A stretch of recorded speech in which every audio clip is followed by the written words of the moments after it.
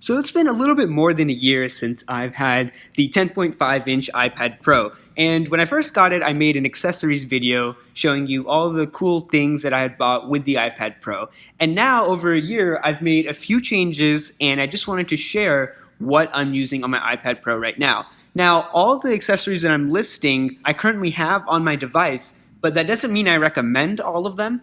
And there are some that I've actually switched out, which I'll go more into detail in as we get to that. So let's start with the basics. By now, everyone probably knows that the two most common accessories you can get with an iPad Pro is the Apple Pencil and the Smart Keyboard. So the Apple Pencil for me as a college student is super important. I take all my notes on my iPad Pro. I've gone almost completely digital, and it's been a remarkable experience. It's so easy to organize all my notes, to search for any notes that I have. I never lose anything, and I just have to carry the small iPad with me to all my classes. It's been amazing. So the Apple Pencil is a must-have, I think, for any student who wants to take notes on their iPad, or for anyone who really wants to get into digital note-taking. And along with that is the Smart Keyboard. So I bought the Smart Keyboard because originally I wanted my iPad to essentially serve as a laptop replacement.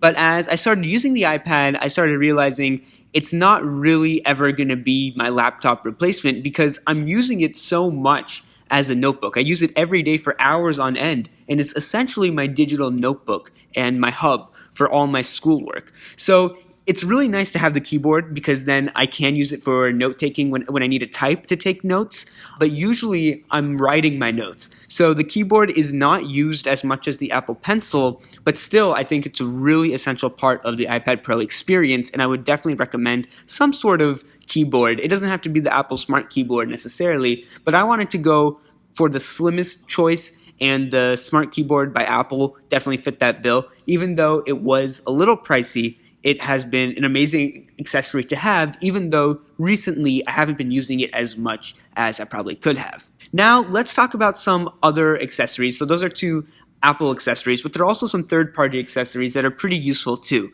So I recently purchased the Belkin case plus stand for the Apple Pencil, and let me tell you, this has been an amazing purchase. And it's silly because the price for this thing is $30, and that's insane because it's just basically a case and a stand for your Apple Pencil. But it is so useful to me that I'm not sure why I didn't purchase this sooner. So basically what this case does is it allows you to put your Apple Pencil in it so that it's standing up, so it doesn't like roll off a table or anything. And it allows you to put your Apple Pencil in it and then throw the case in your bag so that it doesn't get damaged when you're transporting it. So you most likely have had a pencil case in your life or a pen case as a student. This is basically the same thing, except it only houses one thing, which is your Apple Pencil. Actually, it also has a few compartments for the Apple Pencil accessory, so you can put like a extra tip in there or that charger adapter. You can put that in there as well. So that's really cool to have. It's an amazing product. It's $30, which I know is crazy, but it's been so useful to me. I love it. I take it out and I keep it on my desk when I'm working. And actually, I take it out even when I'm in class, and I just keep it on the side so that whenever I'm not using my pencil, I just plop it in to the stand so I always know where it is and it doesn't go rolling off somewhere. So in the past, you might have noticed that I've used grips on my Apple Pencil, but now I've gone all naked with the Apple Pencil. And I've just kind of gotten used to not putting anything on the pencil at all. The grips, they were getting too loose after a while, and they would just slide right off the pencil, so that started getting annoying. And I actually used a D-brand skin for about a week with my Apple Pencil, but there was a little gap between where the two edges of the skin were supposed to meet, and there was dirt stuck in there, so I stopped using a D-brand skin. So you can see I am not using any accessory on my Apple Pencil at all. It's just the plain Apple Pencil, and I really like it like that. Speaking of the D-brand skin, I also got a D-brand skin for the iPad itself, and just for the back of it at least, because I just wanted to protect the back when I wanted to be able to put it right down on the table without worrying about scratches. And I'm not very impressed by the D-brand skin, and honestly, I wouldn't recommend it. So I still have it on my iPad right now, but I'm probably going to end up taking it off.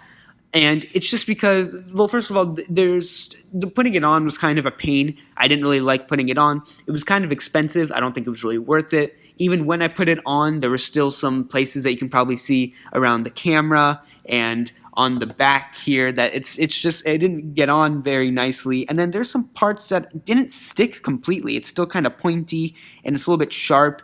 And it's just not a fun experience. It doesn't make the iPad look as clean as it did before when there was nothing on it. And I know people are going to yell at me and tell me to just get a protective case for the back of that iPad.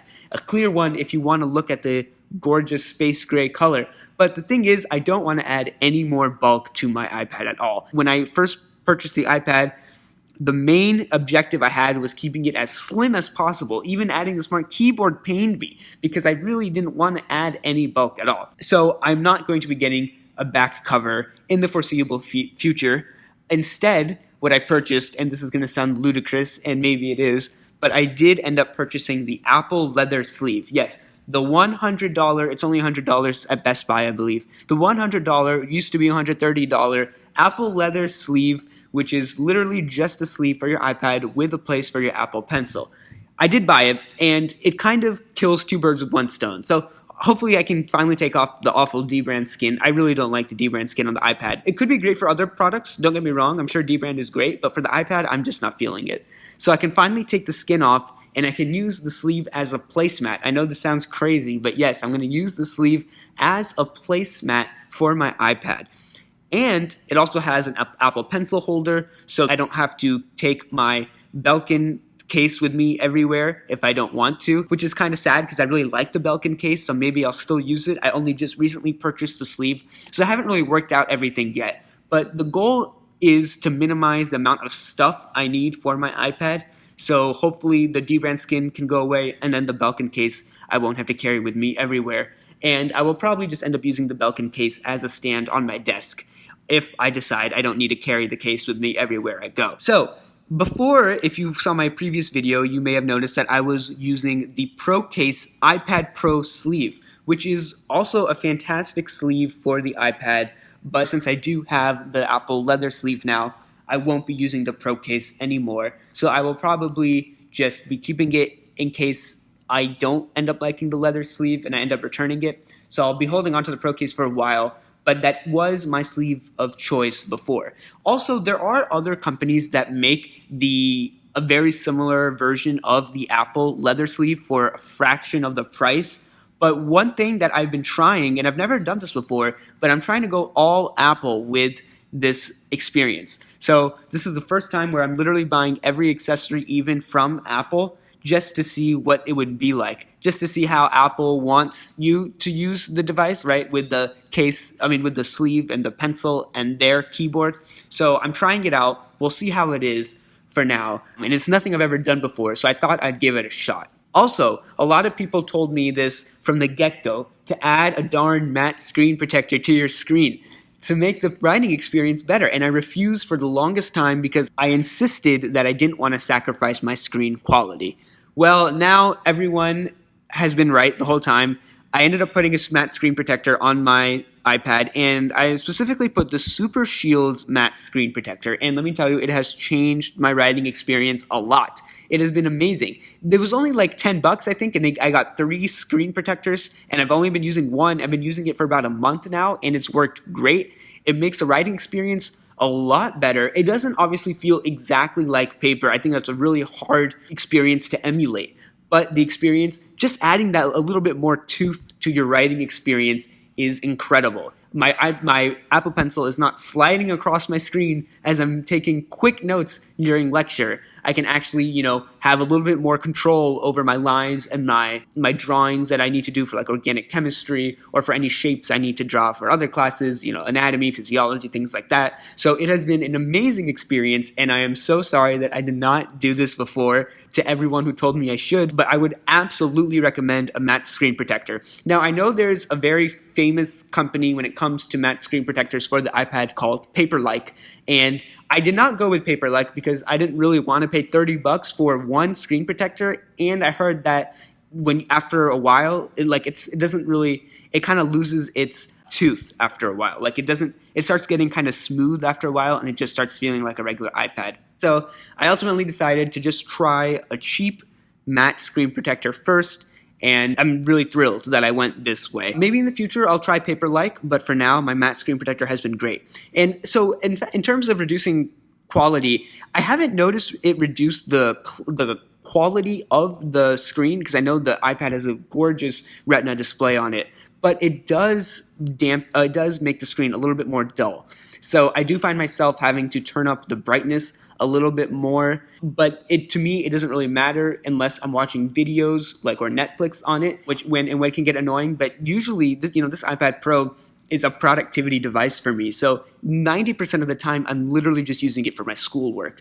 And the sacrifice I make in having to turn up the brightness is not a big deal compared to how much more efficient my note-taking is in class, especially when your lecturer is going super fast and you have to take quick notes. This really makes it a lot easier, and I am so happy I did this. Now, lastly, I just want to touch upon the Beats X. So right now, if you buy an iPad through Apple's education website, you will get a free pair of Beats X wireless earphones with your iPad. And the Beats, these are the first pair of Beats I've owned, and they're great. I use them mainly, I don't really use them for my iPad actually. I use the earphones to work out when I'm at the gym.